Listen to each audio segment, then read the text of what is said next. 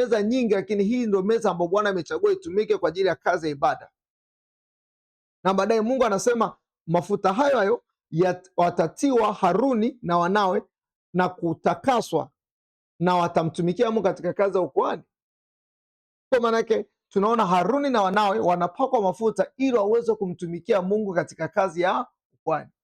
Kwa kusema hivyo, tumeshatoka na msamiati ya kwamba Masihi au Kristo tafsiri yake ni mpakwa mafuta, si ndivyo?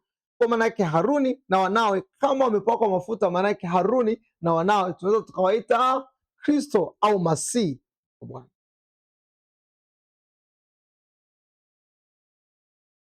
Ambacho tunachokimaanisha ni kwamba Haruni na wanawe wamechaguliwa kumtumikia Mungu katika utumishi wa ukuhani, au Haruni na wanawe ni makuhani. Na kwa sababu ya kupakwa mafuta, au ambao tumesema kupakwa mafuta ni msamiati ambao unaonyesha kuchaguliwa na Bwana, okay, kutakaswa na Bwana, kuweka wakfu kwa ajili ya kumtumikia Bwana, kukawa kunamfanya Haruni aitwe mtakatifu wa Bwana. Soma sura ya 28 kitabu cha Kutoka, hicho rudi nyuma kidogo, sura ya 28 ule mstari wa 36.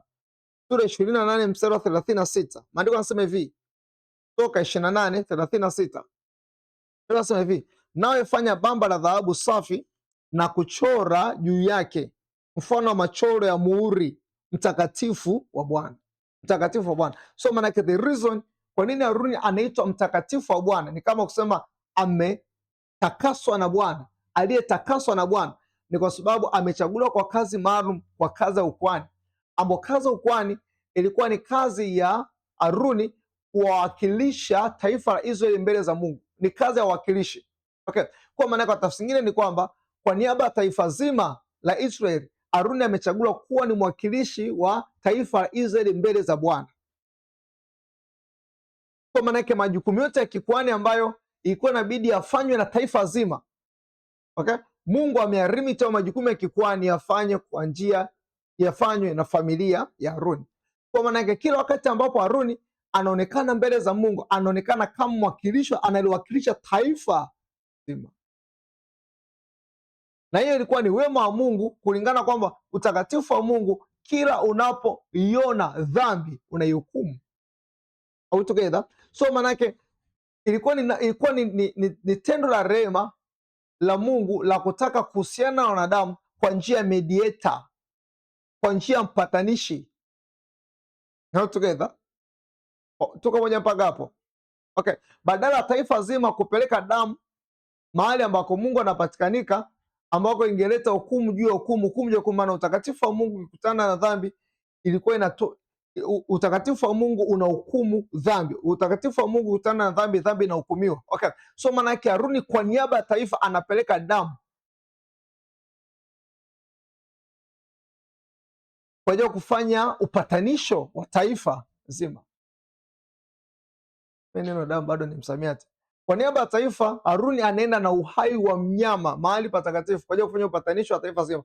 So maana yake tukitaka tumtafsiri kuhani kwa lugha nyepesi ni kwamba anafanya matukio ya kiibada kwa niaba ya taifa zima, mwakilishi wa watu kwa Mungu.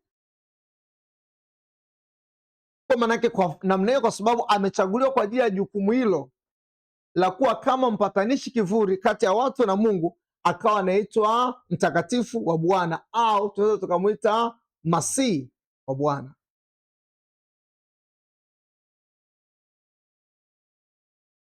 Kwa maana yake ofisi ya Ukristo, ofisi ya Kristo imehusisha ukuhani.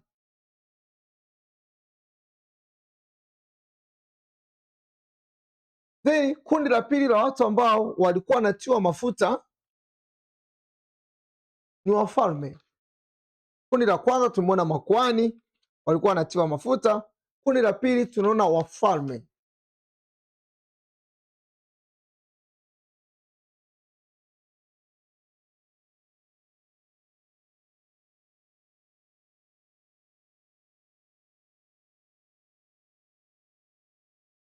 Wafalme wa kwanza, Samueli wa kwanza sura ya 9.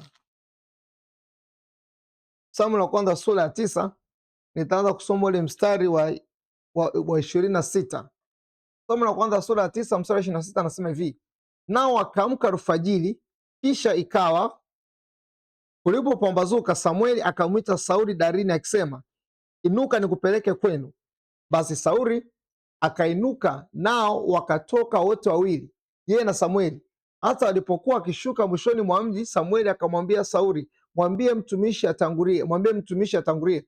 Naye akatangulia, bali wewe simama hapa sasa, ili nikuambie neno la Bwana. Sura 10 mstari wa kwanza. Ndipo Samueli akatwaa kichupa cha mafuta, akayamimina kichwani pake, akamwambia, akambusu, akasema, je, Bwana akukutia mafuta uwe mkuu juu ya watu wake Israeli? Nao utawamiliki watu wa Bwana na kuwaokoa na mikono ya adui zao. Kisha hii itakuwa ishara kwako ya kuwa Bwana amekutia mafuta uwe mkuu juu ya urithi.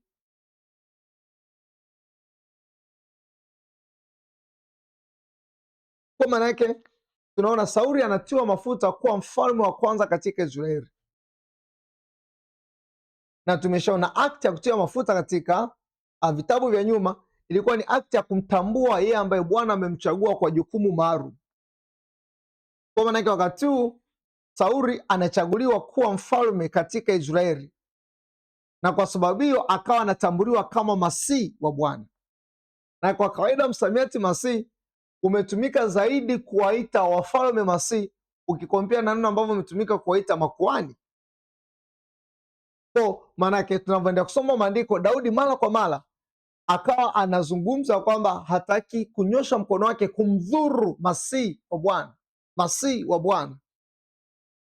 Kwa maanake kwa sababu ya Sauli kupakwa mafuta, maanake kuwa ni ishara ya nchi ambayo inaonyesha kwamba amechaguliwa kwa ajili ya kazi ya kuwaongoza watu wa Mungu.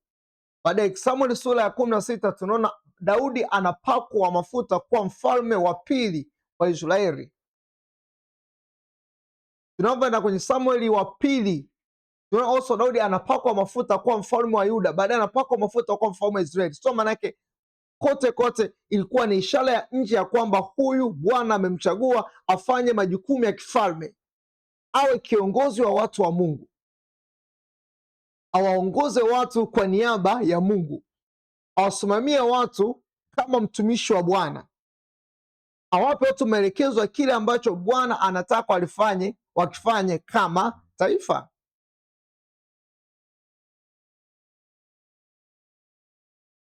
Lakini pia kwa kutajwa mara moja, tunaona pia kuna nabii ambaye anatiwa mafuta. Nabii anatiwa mafuta. Kitabu cha Wafalme wa kwanza sura 19.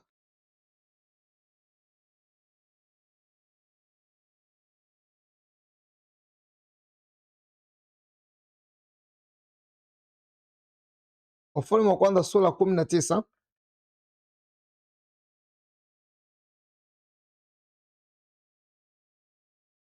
Tusome kwanza ule mstari wa 15. Bwana akamwambia, enenda urudi njia ya jangwa la Dameski, ukifika mtie mafuta Adhaeri awe mfalme wa Shamu, na Yehu mwana wa Nimsi mtie mafuta awe mfalme wa Israeli, na Elisha mwana wa Shafati wa Abel Mehora mtie mafuta awe nabii mahali pako. Kwa manake ni mara moja in Old Testament tunaona inatajwa kwamba Elisha alitiwa mafuta na Eliya kwa ajili ya kuwa nabii mahali. Kwa hiyo kwa ujumla we can define ya kwamba tunapotumia neno msamiati Kristo tunakuwa tunazungumza ofisi hizi kubwa tatu katika Agano la Kale. Tunazungumza kuhusu kuhani, tunazungumza kuhusu mfalme, tunazungumza kuhusu nabii. Kwa namna hiyo, manake naweza nikamwita kuhani mpako mafuta wa Mungu, naweza nikamwita mfalme the same, naweza nikamwita nabii the same. Kwa manake Kristo au Masihi lilikuwa neno ambalo liko very familiar to them, halikuwa neno ambalo ni kificho, lilikuwa neno ambalo linafahamika zaidi kwao. wamelitumia zaidi kwao, lakini hili neno Masihi lilipata maana tofauti zaidi kwa Wayahudi baada ya watawala kukomeshwa kutawala. Okay. Baada ya Israeli kuanza kutawaliwa na mataifa makubwa na kutokuwa na uhuru wa kisiasa, hilo neno Masihi likawa limepata maana maalum zaidi. Kusema lugha huu msamiati Masihi ambao ulikuwa ni very common to them, watambua watu ambao Bwana umewachagua kwa ajili ya jukumu la kifalme la kikuhani la kinabii. Okay. Lakini huo msamiati huo ambao ulikuwa ni wa kawaida kwao ukawa na maana maalum baada ya Israeli kupoteza uhuru wa kisiasa, pale ambapo hawaoni tena wafalme wakitoa mafuta kuwatawala,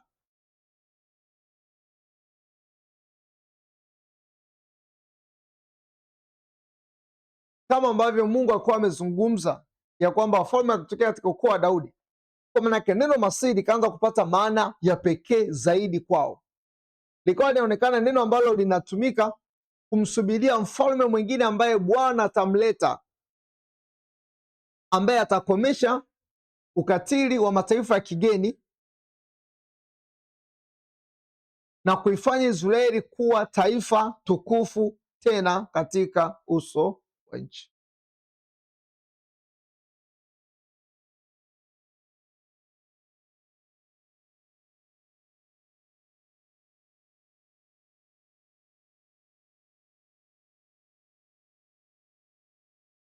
Japo neno Masihi ndani yake limebeba ofisi zote tatu kwa pamoja, linazungumza kwa nafasi ya ukuhani, nafasi ya unabii, nafasi ya ufalme, lakini ina uzito zaidi katika nyanja ya utambulisho kama mfalme ukikompea ukuhani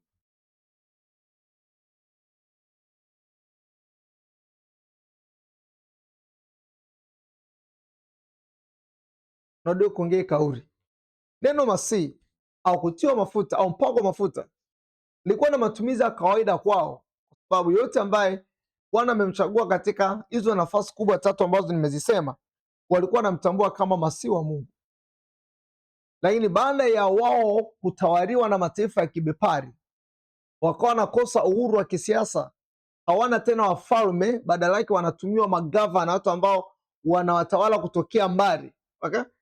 Wakawa wana msubiri kwa hamu tawala mfalme ambaye atakuja kuwachunga na kuwaongoza katika njia ya haki. Manake wanamexpect Mesaya ambaye atakapokuja atatukomboa kutoka katika mateso na manyanyaso ya mataifa ya kibepari au mataifa ya kigeni, kama ambavyo Bwana aliwatumia mamasihi wengine kuwaokoa kutoka katika mikono ya adui zao. Bwana alimtumia Sauli kuokoa kutoka katika mikono ya Wafilisti. Bwana alimtumia also Daudi kuokoa kutoka mikononi mwa Wafilisti.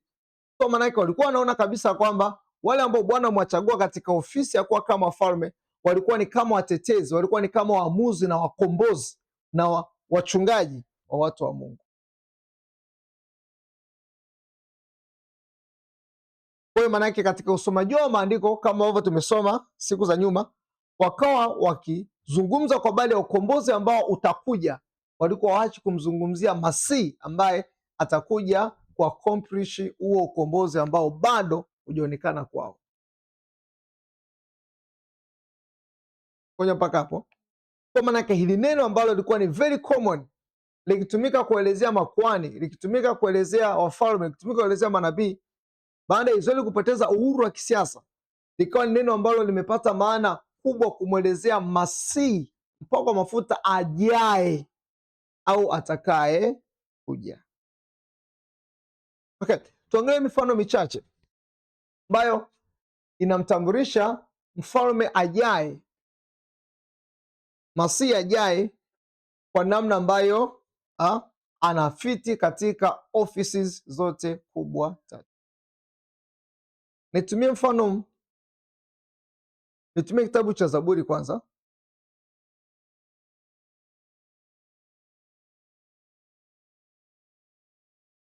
Zaburi 110. Zaburi 110 ule mstari wa kwanza, maandiko yanasema hivi: neno la Bwana kwa Bwana wangu, uketi mkono wangu wa kuume, hata nifanyapo adui zako kuwa chini ya miguu yako. Neno la Bwana kwa Bwana wangu ni zaburi ya Daudi. So neno la Bwana kwa Bwana wangu, tunaona Bwana na Bwana mwingine. Neno la Bwana kwa Bwana wangu, Bwana anamwambia Bwana uketi mkono wa kuume, ambapo tukasema huyu Bwana wa pili anayezungumzwa ni Mesaya. Uketi mkono wa kuume manake ni kutawazwa kuwa mfalme, kupewa nafasi ya kutawala, kuketishwa. Kwa manake ni kama kusema kwamba Bwana, neno la Bwana kwa Bwana wangu, utawale mahali pangu, hata niwafanyapo adui zako kuwa chini ya miguu yako. Kwa manake neno la Bwana kwa Bwana ni kwamba uwe mfalme mahali pangu, au kwa ajili yangu, hata niwafanyapo adui zako kuwa chini ya miguu. Mstari wa pili anasema Bwana atanyosha toka Sayuni fimbo ya nguvu zako, uwe na enzi kati ya adui zako. Kuwa na enzi kati ya adui zako, namna nyingine kusema kwamba uwe na utawala dhidi ya adui zako. So maanake bado anaongea ofisi ya kifalme ya huyu Bwana ambaye ametajwa kwenye mstari wa kwanza. Mstari wa tatu anasema watu wako wanajitoa kwa hiari siku ya uwezo wako, kwa uzuri wa utakatifu toka tumbo la asubuhi, unao umande ujana wako. Mstari wa nne, Bwana ameapa wala hata gairi, ndiwe kuhani hata milele kwa mfano wa Melkizedek. Kwa maanake tunaona huyu Bwana wa Daudi amezungumzwa akiwa katika ofisi hizi mbili kwa wakati mmoja, ya kwamba Bwana wa Daudi ni mfalme, Bwana wa Daudi ni kuhani kwenye mstari wa 4. Kwa maanake Mesaya anayekuja ambaye ni Mungu mwenyewe atayachukua majukumu ya kifalme, atachukua majukumu ya kikuhani kwa ajili ya watu wa Mungu. Maanake atakuwa mfalme kwa watu wa Mungu, atakuwa kuhani kwa watu wa Mungu. Angalia mstari wa pili tena, Bwana atanyosha kutoka Sayuni fimbo ya nguvu zako, uwe na enzi kati ya adui zako. Mstari wa 4, Bwana ameapa wala hataghairi, ndiwe kuhani hata milele kwa mfano wa Melkizedeki. Kwa maanake Masihi au Bwana ajaye atakuwa kuhani mfalme kwa wakati mmoja. Na hili ilikuwa ni fumbo gumu sana kwa Wayahudi. Kwa nini? Kwa sababu mambo ya ukuhani yalikuwa yameelezwa kwa kabila lingine na mambo ya kifalme yalikuwa yameelezwa kwa kabila lingine. Ukizungumza mambo ya kiutawala kulingana na baraka ya Yakobo yalikuwa yameelekezwa kwenye kabila la Yuda, wakati mambo ya kikuhani kulingana na baraka ya Yakobo, lakini pia na uteuzi ambao Mungu alifanya kwa njia ya Musa, yalikuwa yameelekezwa kwa kabila la Lawi, ambapo katika interpretation baadhi ya walimu wa Kiyahudi wakawa wanatarajia ujio wa aina mbili za Mesaya. Mesaya ambaye atakuwa ni kuhani na Mesaya ambaye atakuwa ni mfalme. Lakini ile kwa ilitokana tu na confusion katika maandiko. Kwa nini? Kwa sababu sheria ya ukuhani ambayo Mungu alitoa kwa njia ya Musa haikuwa sheria ya milele. Badala yake ilikuwa ni sheria ambayo inaweka mambo ya kikuhani kama ishara, kama kivuli cha kuhani mkuu ambaye atakuja katika siku za usoni. Ndio maana ukuhani wa Kristo hukutajwa kwa mwelekeo wa Haruni. Badala yake ukuhani wa Kristo ulitajwa katika order ya Melkizedek, in pattern of Melkizedek, ile kwamba katika the same Bible Melkizedek ambaye hakuwa Mlawi, lakini also hakuwa kabila la Yuda, alafu huyu ambaye ni mfalme au Bwana ambaye ni mfalme kwenye maandiko anazungumzwa kwamba anatokea katika ukoo wa Daudi, na tunafahamu Daudi alikuwa ni wa kabila la Yuda. Kwa kusemea manake ndiwe kuhani hata milele kwa mfano wa Melkizedeki. Kwa manake ukuhani unaelezwa kwa huyu Mesaya ambaye anatokea katika kabila la Yuda na katika namna ambayo itakuwa katika pattern ya Melkizedeki. Huyu Melkizedeki maandiko anaeleza kwa wazi. Kwa mara kwanza kwa kutajwa tunamwona kitabu cha Mwanzo sura 14 ambapo anatajwa Melkizedeki kama mfalme wa Salemu na kuhani wa Mungu aliye juu.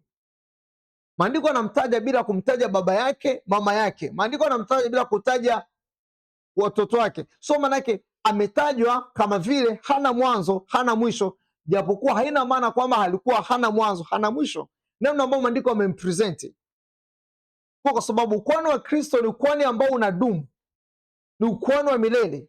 Maanake even before Haruni hajaitwa kuwa kuhani, aliitwa kuwa kuhani kuwa kioo ambacho kitatumika kuwafundishia watu kuhani ambaye anakuja. Kwa tafsiri nyingine ni kwamba Mungu alikuwa amemodeni Kristo kuwa kuhani even kabla hajamodeni Haruni kuwa kuhani. Mungu alikuwa amemodeni Kristo kuwa mfalme even before hajamtia Daudi mafuta kuwa mfalme. Kwa kusema hivyo, maana yake Daudi anakuwa mfalme kwa ajili ya Kristo, Haruni anakuwa kuhani kwa ajili ya Kristo. Ndio kusema Daudi anakuwa mfalme kwa ajili ya Kristo, Haruni anakuwa mfalme anakuwa kuhani kwa ajili ya Kristo. Kwa maana the reason kwa nini kuna Daudi ni kuhani, kwa nini Daudi ni mfalme, ni kwa sababu ya Kristo, ya kwamba Mungu anataka kuwafundisha kwa habari ya mtawala ambaye atayatawala mataifa kwa haki, atayahukumu mataifa kwa haki. Anatumia kama ambavyo Mungu alitumia hema jangwani kuwafundisha Israeli kwa habari ya yeye kukaa miongoni mwa wanadamu. Okay, wakati anamtumia Daudi kama mfalme, anamtumia Haruni kama kuhani kufundisha namna ambavyo atakuja kutimiza majukumu ya kifalme na ya kikuhani kwa ajili ya watu. Karibu.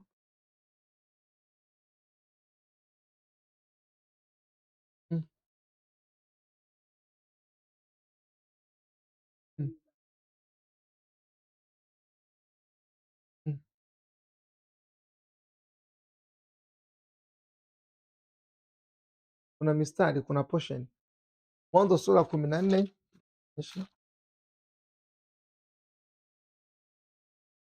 Mwanzo sura ya 14 kuanzia mstari wa 17. Taja hapo. Abrahamu aliporudi kutoka kumpiga Kedoroma na wale wafalme waliokuwa pamoja naye, mfalme wa Sodoma akatoka mlaki katika bonde la Shawe, nalo ni bonde la mfalme, na Melkizedeki mfalme wa Salemu akaleta mkate na divai, naye alikuwa kuhani wa Mungu aliye juu. Umoja mpaka hapo. Kwa maana yake Bwana ni kuhani, Bwana ni mfalme, na kuonyesha kwamba Mungu hakusema kwa bahati mbaya ya kwamba ajaye atakuwa mfalme na kuhani, ya kwamba ofisi ya ukuhani na ufalme vitaunganika kwa pamoja. Akarudia the same promise even baada ya uhamisho wa Babeli. Ilikuwa ni ahadi ya Mungu ya kumleta ajaye. It is true. Tutakuwa tumeshaelewa kwamba ilikuwa ni ahadi ya Mungu yeye kama Mungu kuja kuwa mfalme na kuhani kwa watu wake. Ilitajwa kabla ya uhamisho wa Babeli na baadaye ikaja kutajwa baada ya uhamisho wa Babeli. Kabla ya uhamisho wa Babeli walikuwa bado wanaendelea kutawaliwa na wafalme. Baada ya uhamisho wa Babeli wafalme wakaacha kutawaliwa na wafalme, wakaanza kutawaliwa na magavanasi. Kwa maana even before hawajakosa mtawala, bado Mungu alikuwa amewapa ahadi ya kwamba the coming Messiah atapray ofisi zote mbili, atakuwa ni mfalme, at the same time atakuwa ni kitabu cha Zekaria sura ya 6. Kitabu cha nabii Zekaria sura ya 6.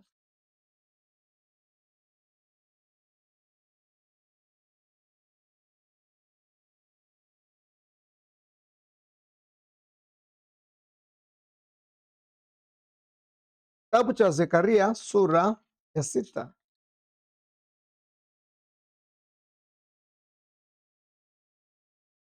Zekaria sura ya 6 ule mstari wa 9 anasema hivi: neno la Bwana likanijia kusema, pokea vitu mkononi mwa baadhi ya watu waliohamishwa, yaani Eldadi na Tobia na Yedaya, na siku hiyo hiyo enenda ukaingia katika nyumba ya Yosia mwana wa Sefania waliofikia kutoka Babeli. 11. Naam, pokea fedha na dhahabu ukafanye taji ukamvike kichwani Yoshua mwana wa Yosadaki kuhani mkuu, ukamwambia ukisema, Bwana majeshi asema hivi ya kwamba tazama, mtu huyu ndiye ambaye jina lake ni chipukizi. Sema chipukizi, sema chipukizi. Msamiati umeona mahali pengine tofauti na hapo, right? Huyu mtu ndiye jina lake anaitwa chipukizi. Another kind of study. Huyu jina lake ndiye anaitwa chipukizi, okay? Naye atakuwa katika mahali pake, naye atajenga hekalu la Bwana. Okay, nisikize vizuri. Anaitwa chipukizi kwenye sura ya 6. Ukienda hivi ni sura ya 3. Sura ya 3 mstari wa 8. Anasema hivi, sikiliza sasa, Yeshua kuhani mkuu, wewe na wenzio waketie mbele yako, maana hao ni watu walio ishara. Kwa maana tazama, nitamleta mtumishi wangu aitwaye chipukizi. All of us we understand ya kwamba huu msamiati chipukizi unatumika kumwelezea Mesaya, na kimatumizi tunaona kwa mara kwanza unatumika kwenye kitabu cha Isaya sura 11.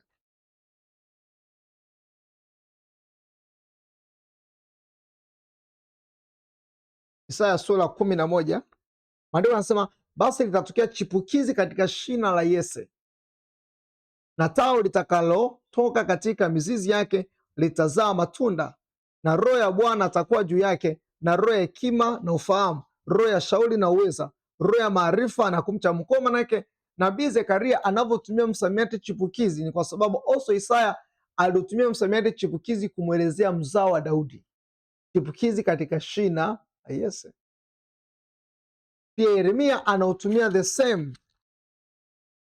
Yeremia sura ya 23.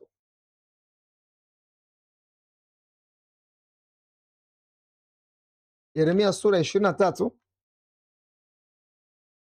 ule mstari wa 5 anasema, tazama siku zinakuja, asema Bwana, nitakapomchipukizia Daudi chipukizi la haki, naye atamiliki mfalme, atatenda kwa hekima, naye atafanya hukumu na haki katika nchi. Katika siku zake Yuda ataokolewa na Israeli atakaa salama, na jina lake atakaloitwa ni hili, Bwana ni haki yetu. Kwa bado anaitwa chipukizi ambalo litatokea katika Daudi, chipukizi. Lakini sivyo tu, ukisoma hivi ni Isaya sura ya 53, anaitwa mche mororo, ambalo nadhani jana uliuliza hilo swali pia. Soma Isaya 53 ule mstari wa pili, anasema, maana alikuwa mbele zake kama mche mororo na kama mizizi katika nchi kavu, yeye hana umbo wala uzuri, na tumonapo hana uzuri hata tumtamani. Kwa maana yake from that description tunaelewa ya kwamba chipukizi ni mzao wa Daudi. Haleluya, ni mzao wa Daudi, na katika maandiko wazao wa Daudi ndio ambao walitakiwa kutawala kama wafalme katika Israeli. Kwa maana yake chipukizi ni msamiati ambao unamzungumza mfalme ajaye atatawala katika kiti cha Daudi katika Israeli. Kwa tunaposoma Zekaria anaposema, Zekaria 6:12,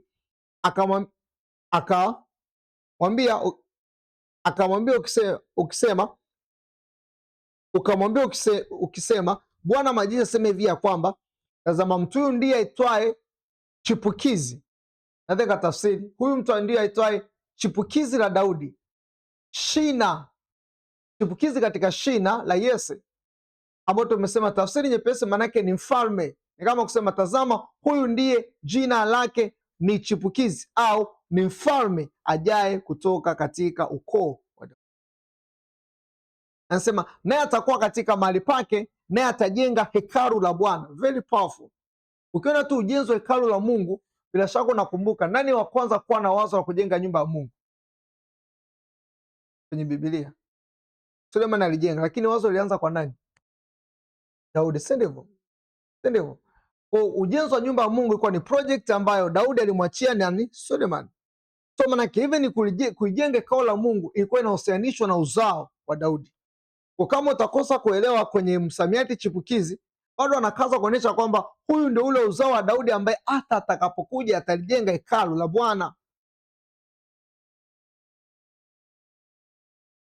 kwa sababu jukumu la ujenzi wa hekalu la Mungu, lakini also maintenance ya hekalu la Mungu lilikuwa limewekwa katika uzao wa Daudi, au katika ofisi ya kifalme ambayo ilikuwa inabebwa na uzao wa Daudi. 13 anasema naye yeye atalijenga hekalu la Bwana, naye atachukua huo utukufu, ataketi, atamiliki katika kiti cha enzi, maanake atakuwa mfalme. Anasema na kutakuwa na kuhani katika kiti chake cha enzi, na shauri la amani itakuwa kati yao wawili. Kwa ni kama kusema kwamba atamiliki kama mfalme, lakini also atakuwa na nafasi kama kuhani. Interpretation ya maandiko iliwasumbua sana Wayahudi, kwa sababu kwenye kipindi cha miaka 400 ya giza au ya ukimya, maanake baada ya Malaki mpaka ujio wa Yohana, hapa katikati kulikuwa na familia ya kikuhani ambayo wakaanza kutawala kama wafalme. Familia matati ya watu ambao walikuwa wamepigana na Wayahudi kwa ajili ya kupata uhuru wa hekalu, kipindi cha Makabayo, tumie lugha. Wale ambao walikuwa ni wanaharakati wa kupingana na serikali ya Kiyunani ambayo ilikuwa inataka kufutilia mbali dini ya Kiyahudi. Walipofanikiwa kuishinda serikali ya Kiyunani, wakawa wameestablish familia yao kuwa kama wafalme, lakini ukiangalia wao walikuwa ni Warawi.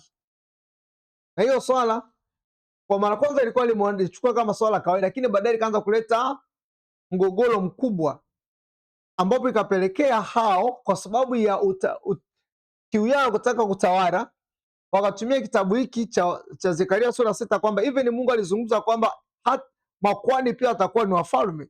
Kwa claim this kind of scripture kwa ni the part of them, kwa ni sehemu yao. Hii maandiko ya kusema hivyo ilikuwa imebidi reserved only for Christ, the Christ ambaye atafiti katika ofisi zote mbili kwa wakati mmoja. Atakuwa mfalme ambaye anatokea katika ukoo na mbali ya Daudi, atakuwa kwani katika pattern, kwa mfano wa Melkizedek. Together. And also Musa miaka mingi nyuma alizungumza also Messiah atapray kwenye his office kama nabii. Kitabu cha Kumbukumbu ya Torati tutimishie hapo. Kumbukumbu ya Torati, kumbuka tulianza kujenga msingi hapo nyuma kwamba maandiko ni ushuhuda wa Kristo. Mambo ambayo Kristo ameyafanya, mambo ambayo Kristo ameyatenda, yote yalikuwa yamezungumzwa katika maandiko matakatifu. Kwa tukisoma katika Kumbukumbu ya Torati tunakumbana na ukweli wa Mungu. Kumbukumbu ya Torati sura 18 mstari 15. Kumbukumbu ya Torati sura 18 mstari 15, maandiko yanasema hivi: Bwana Mungu wako atakuondokeshea nabii miongoni mwa ndugu zako kama nilivyo mimi, msikilizeni yeye.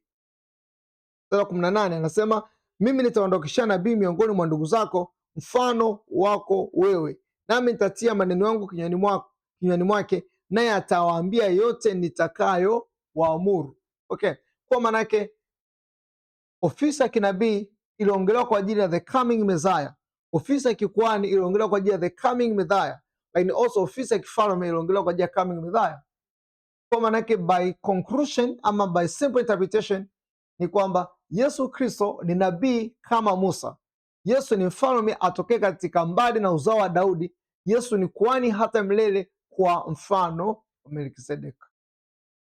Nikiwa na this kind of theology na kuwa nimesummarize msamiati wa neno Kristo in Old Testament. Yesu Kristo ni nabii ajaye kama Musa. Yesu Kristo ni mfalme ajaye kutoka katika ukoo wa Daudi. Yesu Kristo ni kuhani hata milele kwa mfano wa Melkizedek. Kwa tukiona matumizi ya neno Kristo katika New Testament linakuwa limebeba hizo maana ambazo nimezisema. Tunamzungumzia mfalme, kuhani, nabii. All together. Tunamzungumzia mfalme, kuhani, nabii. Na nikasema namna ambayo nije kutumika kwenye New Testament kwa sababu wamekuwa na kipindi cha almost miaka zaidi ya miaka 500 hawajawa na mfalme. Hawajawa na mfalme kabisa. Kwa manake wakati Masaa anasema hiki ni kitabu cha ukoo wa Yesu ambaye ni Kristo, ilikuwa ni good news to them. Kwa muda mrefu hajamsikia mtu anaitwa Kristo mpaka mafuta wa Mungu, kwa sababu katika tafsiri za marabi, nadhani moja ya eneo ambalo alifasiri vizuri, wakawa wamereserve title Christ kumzungumzia mfalme ajaye. Maana ukisoma katika maandiko ni sauti ambayo inaendelea na kuendelea kwamba atakuja mfalme, atakuja mfalme, atakuja, atakuja, atakuja, atakuja, ataweka huru watu wa Mungu, atawatakasa, atakuja, atakuja, atakuja, atakuja. Lakini ile atakuja, atakuja, atakuja baadaye ikawa wazi kabisa baada ya Kristo mwenyewe kuapia. Haleluya! Na kulingana na matarajio yaliyokuwa nayo ya kumpokea Mesaya, alivyokuja kwa namna ambavyo hajatimiza kile ambacho wao walikuwa wanatamani akitimize, walishindwa kumtambua. Lakini ile kushindwa kutambuliwa na wao kwamba huyu ndiye Mesaya haimfanyi kutokuwa Mesaya,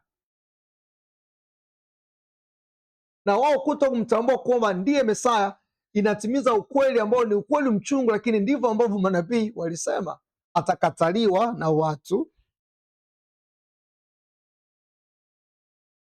Kwa katika huko kukuto kumtambua Mesaya kama alivyo Mesaya, walikuwa wanatimiza maandiko ya manabii. Nabii ulikuwa unatimizwa. Kwa manake tunaye mfalme ajaye kwa jina la Bwana. Haleluya, haleluya, Bwana asifiwe sana. Kwa manake tumeona matumizi ya hivyo, okay? So manake tutakuwa na other sessions, tutaangalia kwa upana sasa kwamba Yesu kama mfalme, Yesu kama mfalme, Yesu kama kuhani, Yesu kama nabii, ambazo those offices ndizo ambazo zime accomplish ukombozi na wokovu tulio. Lakini sasa by our tukijumuisha tafsiri yetu pana, ni kama kusema Yesu ni Mungu mwanadamu ambaye ni mfalme, kuhani na nabii. Kwa maana si tu mfalme, huyu mfalme ana asili kamili ya uungu. Huyu mfalme, huyu kuhani ni Mungu, huyu ni nabii ni Mungu. So wakati fulani inakuwa ni very interesting, kwa sababu tunajua nabii anaongea kwa niaba ya Mungu. Mungu mwenyewe ikiwa nabii ataongeaje? Wenda anakuwa ni mwakilishi wa wanadamu kwa Mungu. Mungu mwenyewe ikiwa kuhani itaonekanaje? See? So manake this is good news ya kwamba huyu ambaye tumemtambua ni Mungu, tumemtambua ni Mungu mwanadamu, ndiye ambaye amechukua majukumu ya kifalme, ya kikuhani, ya kinabii, yote ni kwa ajili ya ukombozi wa mwanadamu. Na kusema hivyo manake watu wanajua ni kwamba wakati tunavyodiscuss kazi ya Kristo, manake tunadiscuss the work of Christ tukiwa katika nuru ya kwamba tunamzungumza mfalme, tunamzungumza kuhani, tunamzungumza nabii. Are we together? So manake tutajifunza hayo na kuangalia kazi kamili ambayo Mungu ameifanya. Tutagundua inagusa katika maeneo yote makubwa matatu ambayo yametuleta katika uhuru wa milele ambao huwezi ukaunjwa wala huwezi ukapinduliwa, ya kwamba katika yeye tumepokea haya yote. Tuna nafasi ya kuomba, tumshukuru Mungu ya kwamba tumempokea mfalme, tumempokea kuhani, tumempokea nabii, na uchambuzi wote wa maandiko ambao tupo nao ni kwa sababu ya yeye.